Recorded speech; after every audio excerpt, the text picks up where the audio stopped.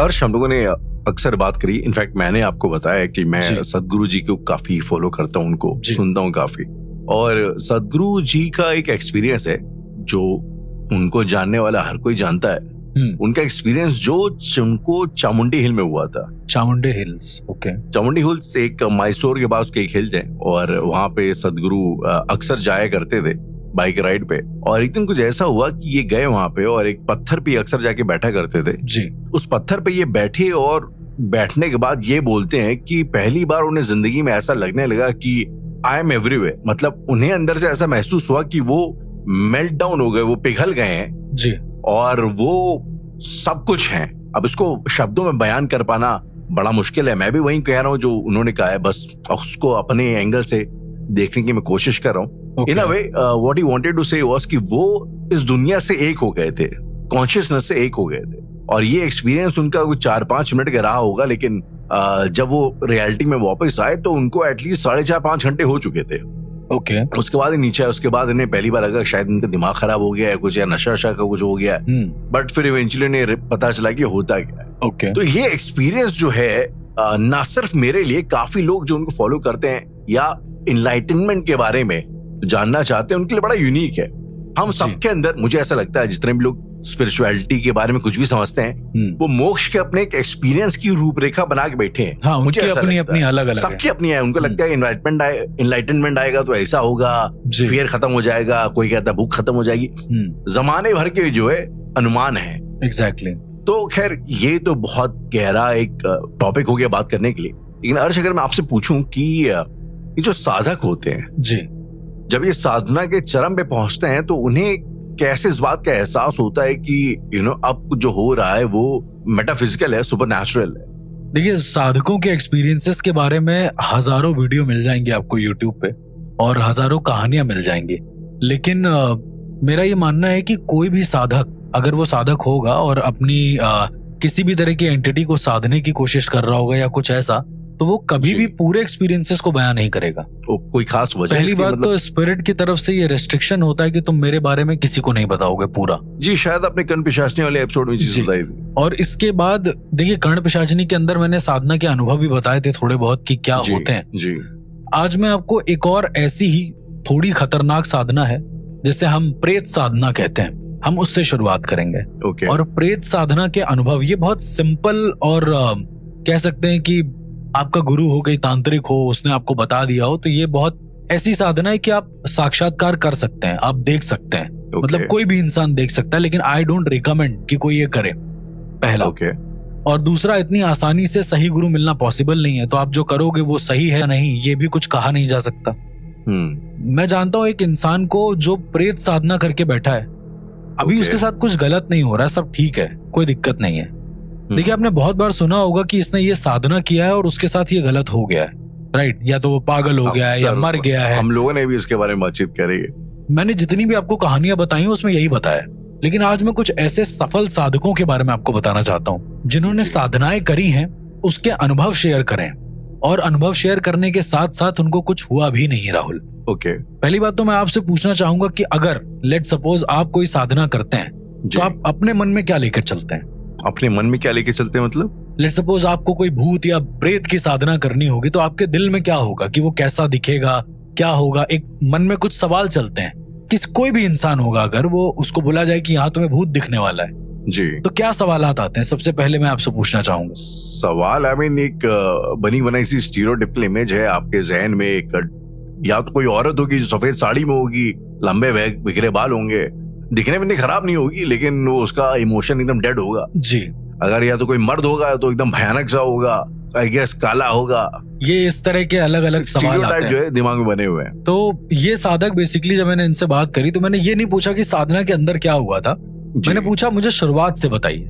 जब आपको इसके बारे में कुछ नहीं पता था, मतलब वो एक नॉर्मल इंसान था, सॉफ्टवेयर इंजीनियर था वो जी, और उसने प्रेत साधना करी। अब उसने कहीं से सुन लिया कि प्रेत साधना होती है, और वो यूट्यूब से निकाल के कर रहा था साधना। उसकी नॉर्मल जिंदगी पर बहुत बुरा इम्पैक्ट पड़ रहा था, क्योंकि कोई गुरु नहीं था। राहुल, ठीक है, अक्सर ये चीज बोली जाती है कि बिना गुरु के कोई साधना करने में नहीं चाहिए। इसकी कोई बिना गुरु के अगर आप करेंगे तो साधना में आप मर भी सकते हैं, साधना करते करते इन बिटवीन आप मर सकते हैं। बिना गुरु के अगर आप करते हैं तो। अब मैं इस बंदे के एक्सपीरियंसेस बताता हूँ। उसने कहा कि जब मैंने शुरुआत में साधना करने की कोशिश करी जी। तो कई बार विफल हो गए। उसने बताया, अच्छा मैं प्रोसेस पूरा नहीं बताऊंगा बट मैं कुछ डिटेल जरूर बताऊंगा क्या क्या करता था वो जी। तो उसने एक प्रेत की मूर्ति बनाई थी राहुल, छोटी सी, प्रेत साधना में। ओके। ना इमेजिन करो कि एक छोटा सा आसन है, एक पटरा है, उसके ऊपर एक आसन रखा है और उसके ऊपर एक प्रेत की मूर्ति रखी है। अब वो मूर्ति कैसी भी हो सकती है, उसने अपने हाथ से डिजाइन करी थी। उसके सींग थे 2, उसको जैसा मन में आया था उसने वैसा डिजाइन कर लिया था। ओके। ऐसा उसने YouTube से सुना होगा पर ऐसा होता नहीं है। उसके बाद उसने वहां पर भोग वोग दिया और फिर आहुति देने लगा मंत्र पढ़ के। बिना गुरु के करने का उसको ये असर हुआ कि उसकी जॉब छूट गई। ओके। और वो बहुत डिप्रेस रहने लगा। एक चीज अच्छी थी कि वो शमशान चला जाता था और जब जब वो शमशान जाता था उसका माइंड बिल्कुल न्यूट्रल हो जाता था। वहां पर उसे एक साधक मिलते हैं, एक तांत्रिक मिलते हैं, अच्छे तांत्रिक होते हैं वो कहते हैं कि तुम शायद ये सब प्रेत साधना की वजह से कर रहे हो, तुम्हें करना क्यों है प्रेत साधना, रीजन क्या है? तो उसने कहा कि मुझे सिर्फ अनुभव करना है, मुझे सिर्फ देखना है। ओके। खाली राहुल थ्रिल के लिए? हाँ, थ्रिल भी नहीं राहुल, लेकिन उसे देखना था कि ये चीजें एग्जिस्ट करती हैं कि नहीं। अच्छा, एक जेन्युइन क्यूरियोसिटी थी। एक बहुत जेन्युइन क्यूरियोसिटी थी। उसको ये भी नहीं चाहिए था कि वो उससे कोई काम कराए या कुछ ऐसा करे। तो तांत्रिक ने पूछा कि तुम्हें साधना करने की क्या जरूरत है, तुम शमशान में रह लो, तुम्हें कुछ ना कुछ तो दिख ही जाएगा। उसने कहा नहीं, मुझे जानना है वास्तविकता में कि ये प्रेत होते भी है या नहीं, ये मेरी क्यूरियोसिटी है जी। उसके बाद उस तांत्रिक ने उसे 2-3 चीजें बताई। उसको बोला कि तुम्हें रोज सुबह यहाँ आना होगा और शमशान की राख लगाकर शरीर पे स्नान करना होगा। उसने यही किया प्रोसेस। ओके। इस प्रोसेस को करने के बाद आप ध्यान से सुनिएगा राहुल, सारी चीजें एक दूसरे से कनेक्टेड हैं। इस प्रोसेस को करने के बाद राहुल वो घर में गया और घर में वो अकेले रहता था। मतलब उसका एक छोटा सा कमरा था जहाँ पे वो रेंट पे रहता था जी। उसने वहां पर साधनाएं करना शुरू करा। ओके। प्रेत साधना स्पेशली। ओके। प्रेत साधना में कभी भी कोई मूर्ति नहीं बनाई जाती है, खाली रखा जाता है आसन को। ओके। अब ये उनका अपना एक रूल होगा या जो भी होगा, लेकिन ऐसा होता है। और उसके बाद क्या होता है कि पहले दिन, देखिए ये होती है साधना शायद 11 दिन की, जैसा उसने मुझे बताया। 11 दिन की साधना करने में उसने कहा कि पहले दिन तो उसे कुछ अनुभव नहीं हुआ। पहले उस दिन उसने नॉर्मल आहुति दी जी, कुछ 2-3 लौंग और कपूर के साथ, और उसके बाद फिर वो सो गया। ओके। उसने कहा जब वो उठा है तो उसको ऐसा लग रहा था कि कोई उसका पैर खींच रहा है, मतलब किसी ने उसका पैर खींचा, वो उठा है। ओके। उसकी आंखें खुली। अच्छा, इसमें आपको पूरा पूरा तामसिक रहना पड़ेगा राहुल। आपको मल त्याग तो नहीं करना है, ये सब चीजें नहीं करनी, कहीं और जाके कर सकते हो, कमरे में ये सब नहीं करना है। आपको मांस खाना पड़ेगा कंटिन्यू, मतलब पका करी, राइट? हाँ, और शर्त ये है राहुल कि जब जब आपको भूख लगेगी तब तक खाना पड़ेगा। और हो सकता है एक दिन में आपको 6 बार भूख लग जाए, क्योंकि आप इतनी एनर्जी प्रोवाइड कर रहे हैं, इतना मंत्रोच्चारण कर रहे हैं। जी जी। तो आप हो सकता है कि खा भी लें वो सब, कोई बड़ी बात नहीं है। ओके। इसके बाद राहुल बहुत सारे उसने दिन बिता लिए, 3 दिन बिता लिए, उसे कोई अनुभव नहीं हुआ। अब उसको लगने लगा कि शायद प्रेत व्रेत कुछ होता ही नहीं है। तो एक दिन राहुल वो हवन करना रोक दिया उसने। देखिए 11 दिन का प्रोसेस था, उसने रोक दिया एक दिन। ओके। उस दिन इसको ऐसा लगा है कि किसी ने बहुत जोर से इसके सीने पे लात रख दी है, और कोई बहुत बड़ी लात जो उसके सीने से भी बड़ी हो। ये अचानक से उठता है और इसको कान में एक फुसफुसाहट सुनाई देती है कि साधना करना जारी रखो। ओके। और ये बंदा जाता है, फिर से साधना को करना शुरू कर देता है, जो भी सोचता हो, जैसे भी सोचता हो। छठे दिन राहुल इसको दीवार पर एक आकृति दिखती है, अपनी आकृति के अलावा। पहले इसे लगता है कि अब जैसे दिया जल रहा है, पीछे भी जल रहा है, आगे भी जल रहा है, तो ऐसा लगता है कि कोई प्रतिबिंब बन रहा है तुम्हारा साइड में जी। तो जब तुम देखते हो तो तुम्हें लगता है तुम्हारा प्रतिबिंब है। और दिए में क्या होता है, जितनी तेज उसकी लौ हिलेगी जी, उतना तुम्हारा प्रतिबिंब भी हिलता है, राइट? हल्का हल्का अगर लौ हिलती है तो कमरा बंद था, कहीं से आने जाने का कोई साधन नहीं था, और उसकी लौ अपने आप हिलने लगी।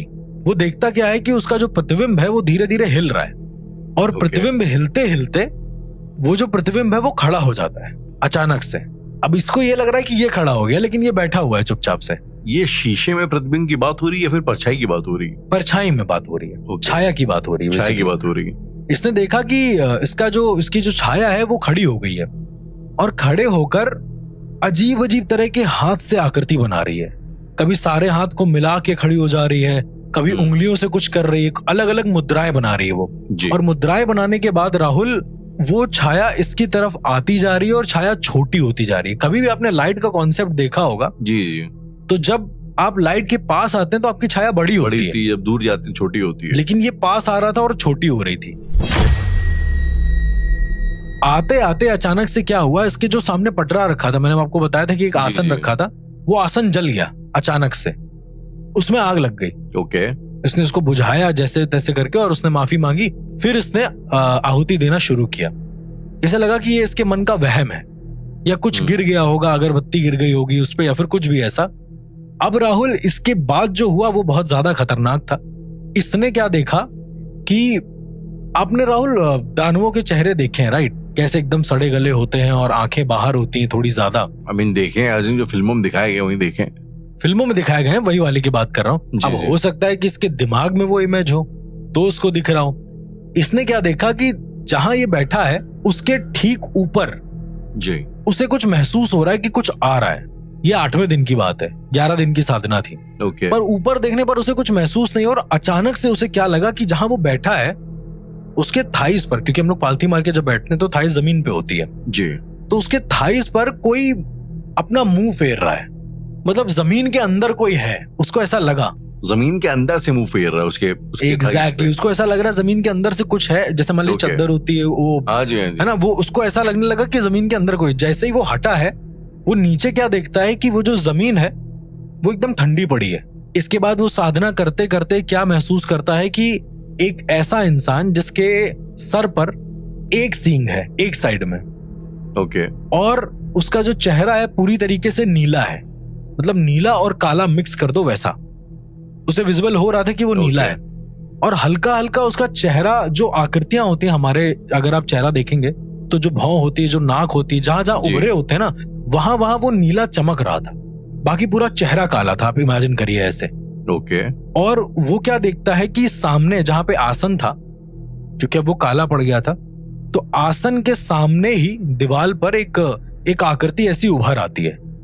और जब उभर आती है तो ये हाथ जोड़कर कहता है कि आप वही प्रेत हैं जिन्हें हम देखना चाहते हैं। आकृति उभर आती है, मतलब सामने एक और शैडो आ जाती? नहीं, दीवार पर एक आकृति उभर आती है, यही जो आपने नीली वाली जो मैंने आपको नीली वाली बताई, जो उसको दिखाई देती है, ये उसको दिख रही है, विजिबल दिख रही है। ओके, अब ये उसके एक्सपीरियंसेस है राहुल, इस पे तो हम कुछ टिप्पणी नहीं कर सकते हैं, लेकिन उसने ऐसा बताया। इसके बाद उसने बोला कि उसने मुझसे एक सवाल पूछा कि अगर वो सबको मार दे उसकी फैमिली में तो वो क्या करेगा। तो इसने कहा कि अगर सबको मार दोगे तो फिर उनका अंतिम संस्कार करेंगे। और क्योंकि इसमें राहुल किसी भी साधना में, या आप प्रेत साधना ले लें, आप बगलामुखी ले लें, आपको बहुत ज्यादा शार्प होना पड़ेगा, बहुत ज्यादा शातिर होना पड़ेगा, क्योंकि आत्माएं आपके साथ छल कर सकती हैं बड़े आराम से। ये छल करने का रीजन होता है आपको डिस्ट्रैक्ट करना। और जैसे ही आप डिस्ट्रैक्ट होंगे राहुल, वो आपको मार डालेगी at the point, same point, आपको तुरंत मार डालेगी। ओके, तो उसने कहा कि अगर मैं तुमको मार दूं तो क्या होगा। तो उसने कहा कि अगर तुम मुझे मार दोगे तो तुम्हारी साधना अधूरी रह जाएगी, तुम कभी इस दुनिया से वापस जा ही नहीं पाओगे।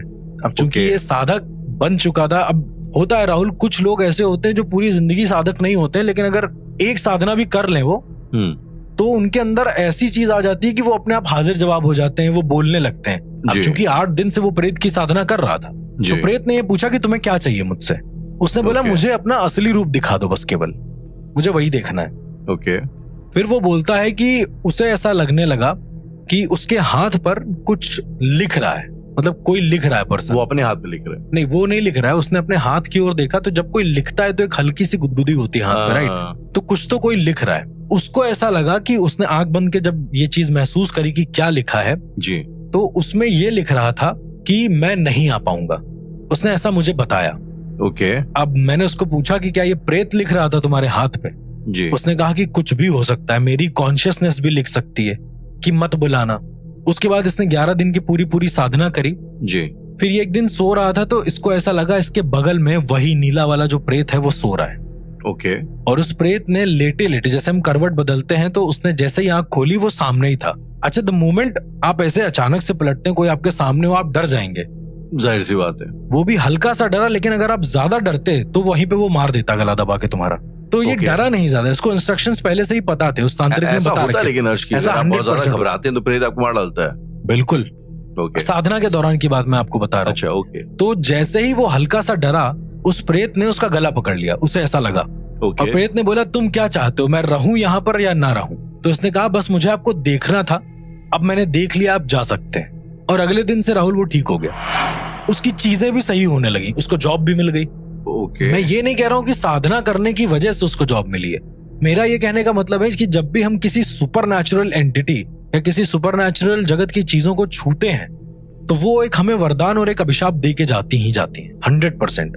ओके, भले आप मांगे चाहे ना मांगे। बिल्कुल, आपके मांगने से कुछ नहीं होता है, आपने उसे ससम्मान भेज दिया है, इतना काफी है। अर्श एक बड़े नोन साधक हैं जिनका नाम है राष्ट्रीय नंदी। अक्सर जी। वो पैरानॉर्मल के ऊपर जो है बातचीत करते हैं। बिल्कुल। पैरानॉर्मल तो नहीं, लेकिन वो आई थिंक देवी देवताओं माइतों के ऊपर जो है स्पिरिचुअलिटी के ऊपर ज्यादा बातचीत करते हैं। तो उनके एक पॉडकास्ट में, इंटरव्यू में, उन्होंने कुछ अपने एक्सपीरियंसेस वगैरह शेयर किए, बड़े इंटरेस्टिंग थे। मैं एक्चुअली आपसे भी आपका पर्सपेक्टिव जानना चाहूंगा। ओके। वो कहते हैं कि जब भी आप कोई साधना करते हैं, okay, depends on the deity also. कह रहे जब उन्होंने कृष्ण की साधना करी तो कृष्ण जो है ना आपकी बड़ी वो लेते हैं, टेस्ट करते हैं आपको, बात बात पर टेस्ट करते हैं। ओके। जैसे इनका जब ये इन्होंने उनकी साधना करना शुरू किया तो उनको स्टार्टिंग में बड़ी दिक्कतें आई। अचानक से ये एक बार इनका एक्सीडेंट हो गया, अचानक से उनको बुखार हो जाता था, फिर ठीक भी हो जाता था। तो इस तरीके से उन्हें बड़े अतरंगी टाइप के एक्सपीरियंस हुए। फिर ये इन्होंने कई चीजें ऐसी बताई जो मुझे, फॉर एग्जाम्पल इन्होंने कहा कि जैसे अगर आप कोई साधना करते हैं, अगर विधिवत भगवान को प्रॉमिस करके, स्पेशली अगर कोई ब्रह्मचारी भगवान, फॉर एग्जाम्पल हनुमान जी, अगर आप हनुमान जी की साधना करते हैं और साधना के बीच में अगर आपने कुछ गलती वगैरह कर दी तो फिर तो मतलब जो है फिर भगवान तो का, फिर आप बचोगे भी नहीं, फिर हाँ वही तो भगवान का फिर आपको जो है रोष भी देखना पड़ेगा, जो दंड देने का प्रोसेस है बहुत देखना पड़ेगा। मतलब वो हमेशा ये नहीं कि आपने प्यार मोहब्बत किया और बाल हनुमान ये ऐसा नहीं, कई बार भगवान नाराज भी होते हैं आपके ऊपर। तो आज ये जो एक्सपीरियंसेस हैं, तो मैं आपसे आपका पर्सपेक्टिव जानना चाहूंगा, स्पेशली इस बात को लेके ये जो भगवान दंड देते हैं, कि इस बात पे भी एक रियलिटी है। देखिए, जब नॉर्मल आत्माएं दंड दे देती हैं तो फिर भगवानों का तो एक अलग ही सिनेरियो है। उनका तो मतलब वो मौत नहीं देंगे तुमको, लेकिन वो दंडित करेंगे, मेरा ऐसा मानना है। ओके। हम लोगों ने कई सारे साधनाओं के बारे में बात करी, कर्ण पिशाचिनी, यक्षिणी, हाकिनी, डाकिनी, शाकिनी, मतलब सभी के बारे में मोस्टली बात कर लिए। लेकिन ये सब जिनकी गण है महाकाली, उनके बारे में बात नहीं करी है जी। महाकाली साधना के बारे में कभी सुना है राहुल आपने? अक्सर मैंने सुना है लोग महाकाली की साधना ज्यादातर के तामसिक प्रवृत्ति के लोग ज्यादा करते हैं। और आप मुझसे भी कई बार सवाल पूछ चुके थे कि महाकाली की साधना में ऐसा क्या तामसिक क्या महत्व होता है। एक तरीके से भैरव बाबा और महाकाली दोनों की साधनाएं मुझे लगता है काफी इंटरेस्टिंग है। देखिए, तंत्र की अधिष्ठात्री देवी कही जाती है, मतलब सुप्रीम गॉडेस कही जाती है महाकाली। ठीक है, शमशान काली, महाकाली जो उनके रूप है। और तंत्र के अधिष्ठात्री देवता कहे जाते हैं भैरव जी। मतलब कोई भी साधक अगर वो साधना कर रहा है और उसके बेस, मतलब उसका जो बेस है वो भैरव जी हैं, ओके, तो उसको किसी भी साधना में त्रुटि होने के चांसेस नहीं है। और अगर होंगे तो भैरव जी स्वयं रक्षा करेंगे, ऐसा कहा जाता है। ओके। वो खुद आएंगे आपकी रक्षा करने के लिए। ओके। मैं एक साधक का एक्सपीरियंस आपको शेयर करना चाहूंगा। महाकाली का साधक नहीं, ये साधक था भैरव जी का। ओके। तो इस साधक के साथ क्या सिनेरियो था राहुल कि इसने भैरव जी की साधना शुरू करी थी। अच्छा, इसकी लाइफ में क्या हो रहा था कि ये जब भी किसी नए शहर जाता था वहां इसका एक्सीडेंट हो जाता था। अब ये शायद उसकी सेफ ड्राइविंग ना होती हो या कुछ भी ऐसा, लेकिन ये बड़ा प्रोमिनेंट था। उसकी जॉब भी बड़ी ऐसी थी कि वो अलग अलग शहर में जाके काम करे। हाँ जी, हाँ जी। और जब वो जाता था उसके साथ एक्सीडेंट होता था। फिर उसने एक दिन भैरव जी की साधना करना शुरू करा, मतलब एक अच्छे गुरु के अंडर में आके। मैं उन गुरु को भी जानता हूँ, बहुत अच्छे हैं वो। उसने शुरू करा और फिर उसने कहा कि गुरु अब मैं अगले शहर जा रहा हूँ, इस बार मेरा एक्सीडेंट होना पक्का है। तो उन्होंने कहा तुम जाओ, कुछ नहीं होगा। खैर ये गया, वहां पर भी इसका एक्सीडेंट हो गया साधना करने के बावजूद भी।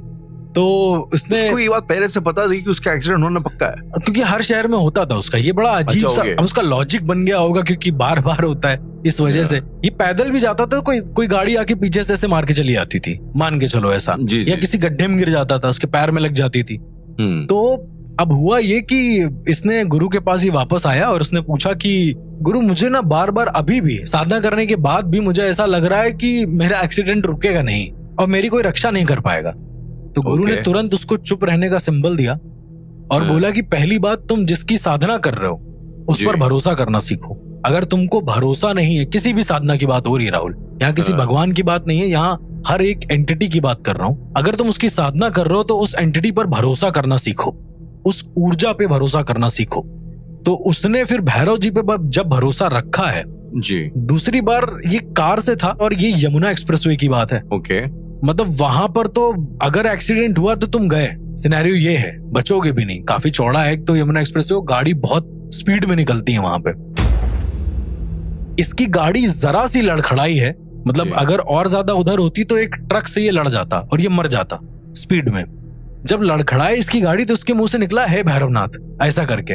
ओके, और देखता क्या है कि अचानक से मतलब इसको ऐसा लगा कि सामने एक कुत्ता आ गया है ओके, और उसने ब्रेक मारना चाहा, लेकिन वो ब्रेक नहीं था राहुल जिसपे उसने पैर रखा था, वो एक्सीलेटर था और वो स्पीड में निकल गया आगे की ओर। 0.2 सेकंड अगर वो चूक जाता, उस गाड़ी को नहीं भगाता, वो ब्रेक लगाता तो वो गाड़ी का एक्सीडेंट हो जाता। ओके, उसने एक कुत्ते को देखा, उसने सोचा कि लाओ ब्रेक लगा दें, लेकिन उसने एक्सीलेटर पे पैर रख दिया।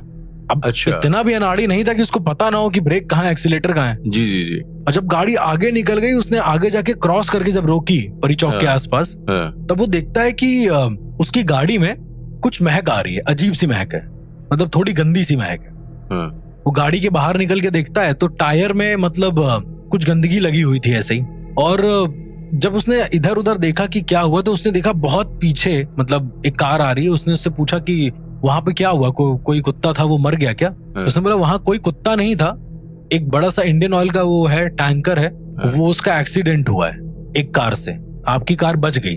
और ये सुन के वो एकदम से शॉक हो गया कि ये पॉसिबल भी कैसे है। अर्श, जहाँ तक भैरव जी की बात है, जी, आप ही तो भैरव जी के एक साधक हैं। बिल्कुल, मैं भैरव जी को बहुत मानता हूँ। तो कभी आपके साथ ऐसा कोई अजीबोगरीब कुछ मेरे साथ तो मतलब होता ही रहता है मोस्टली, अभी भी होता ही रहता है, लेकिन भैरव जी के साथ ना, अब शुरुआती दौर में तो ऐसा मेरे साथ बहुत बार हुआ है राहुल। और मैं मतलब मेरे घर में सबसे पहले, आपने कभी किसी ऐसा सुना है कि किसी के घर के बाहर आख का पेड़ उगाया है पूरा पूरा? किसका पेड़? आख, जो धतूरा आख और अच्छा, ओके, धतूरे का पेड़, उसका पेड़ उगाया है किसी के घर के सामने, वो भी जब वहां पर कोई घास वास नहीं है। नहीं, बट धतूरे का पेड़ तो ऐसे लाइक जंगली होता है, राइट? आख के पेड़ की बात कर रहे हैं, वो जंगलों में उगता है राहुल। हाँ, वही जो जंगलों में होता है जी, घर के आसपास। आप अगर मेरे घर आए होंगे तो आपने देखा होगा सामने एक पेड़ उगा हुआ है, मेरे घर के एकदम जहां मेरा सोखता है वहीं पे वो आख का ही पेड़ है राहुल। और ये ऑटोमेटिकली उगा है जब से मैंने भैरव जी को रखा है घर में लाके। ओके। ऑल्सो मैंने जब रामाशुक जी से पूछा कि इसका मतलब क्या होता है, तो बोलते हैं कि ये सारी काली शक्तियों से तुम्हें बचाता है, तुम्हारे घर की रक्षा करता है। कभी आपको लाइफ में कभी ऐसा एहसास हुआ कि भैरव जी ने बचाया हो ऐसा? बिल्कुल बिल्कुल, बहुत बार हुआ है राहुल। और मुझे आज भी याद है कि घर पे, अब देखिए घर पे थोड़ी बहुत सुपरनैचुरल एक्टिविटी मेरी होती रहती है। जी जी, मेरा ऐसा मानना है। अब घर पे आपको अगर पता है तो एक मेरी पेट है, बीगल है, कुकी नाम है उसका, और वो मतलब घर पे ही रहती है, राइट, बंधी रहती है, बहुत ज्यादा स्ट्रांग बनती है, मतलब कोई आता है तो उसका गला वला तक कस जाता है, इतनी जोर से वो बंधी रहती है जी। लेकिन मम्मी को ऊपर शायद चक्कर आया होगा कुछ, ओके, नीचे कुकी बंधी हुई थी, मम्मी प्रॉपर बांध के आई थी। ओके, वो गई है भागते हुए ऊपर और भौंक भौंक के पूरे, मतलब ये समझ लीजिए कि पूरे घर वालों को ऊपर बुला लिया उसने। पता नहीं उसने खोला कैसे, और उसका जो पट्टा खुला था Rahul, let me tell you, उसने पूरा खोल रखा था पट्टा, ऐसा लग रहा था किसी ने हाथ से खोल दिया उस पट्टे को। ओके। अब क्योंकि भैरव जी का वाहन एक डॉग होते हैं, वही उसमें आने वाला था तू। तो राहुल वो उसने कहीं ना कहीं मम्मी को जो चक्कर आया था वो नीचे ना गिरे, इस वजह से इतना भौंका है कि मतलब मैं खुद चला गया हूँ कि क्या हो गया, इतना कैसे भौंक रही है वो। तो चेन वेन मैंने बाद में देखी है। मैं ऊपर जब पहुंचा हूँ तो देखा मम्मी को चक्कर आया, वो गिरने ही वाली थी जीने से, और वो बार बार उनके जो ड्रेस थी मम्मी की, वो दांत से पकड़ी हुई थी, ऐसा था। अब लोगों के हिसाब से वो खेल रही थी या कुछ भी था, लेकिन मम्मी कह रही है अगर ये नहीं होती तो हम मर जाते, अभी तक गिर जाते नीचे। Thankfully aunty was saved, cookie came for the rescue. Cookie, हाँ एग्जैक्टली। अर्श, अगर मैं आपसे ये कहूँ, और राधा मैं अगर आपसे ये पूछूं कि अर्श, इतने सारे लोग हैं, हमने कभी बातचीत करी तो उसके दौरान आपने बताया कि लोग जो निम्न कोटि की साधनाएं करते हैं, भूत प्रेतों की साधनाएं करते हैं, हाँ। ये तो क्या कभी ऐसा कुछ हुआ है कि साक्षात भैरव बाबा ने आकर के ऐसे लोगों को बचाया हो इस तरीके के गलत काम करने से? बिल्कुल, बहुत बार ऐसा हुआ है कि राहुल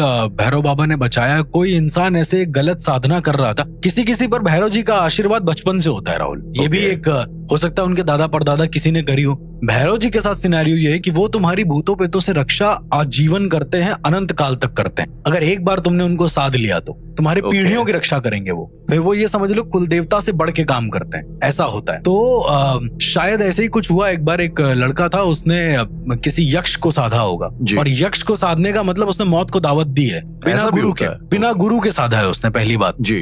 तो उसको बार बार ऐसा लगता था कि उसने अपने दिल पे हाथ डाल के अपने दिल को निकाल लिया हो जोर से, और वो मर गया हो। मतलब उसको बार बार ऐसा हेलुसिनेट होता था, तो वो जी नहीं पा रहा था, बहुत ज्यादा सफोकेट हो रहा था जी। फिर एक दिन वो भैरव जी के सामने गया, बोला ये सब क्या हो रहा है मेरे सामने। तो उसने बताया, अब उसने ऐसा मुझे बताया कि उसको एक बहुत जोर से थप्पड़ पड़ा है पहले तो चेहरे पर उसके, और वो छप गया था हाथ उसके मुंह पे, बट हाथ के निशान काले थे। और इसके बाद वो यक्ष साधना करना उसने बंद कर दिया। तो ऐसे भी अनुभव हुए हैं जो बड़े खतरनाक किस्म के हैं, और भैरव बाबा ने आके खुद बता दिया है कि भैया ये सब मत करो, कोई मतलब नहीं है इन सब चीजों के करने का। हर्ष, मैंने सुना है कि कुछ लोग होते हैं जो कि जिन जिन्नातों की भी साधना करते हैं। राहुल, बहुत सारे ऐसे लोग होते हैं जो जिन जिन्नात इन सब की साधनाएं करते हैं, लेकिन दिक्कत ये है कि वो बुला तो लेते हैं उनको, उसके बाद उनसे काम भी करवा लेते हैं, लेकिन उस बीच के जो अनुभव होते हैं राहुल, वो बहुत ज्यादा डरावने होते हैं। क्या आप कुछ ऐसे अनुभव शेयर कर सकते हैं? बिल्कुल।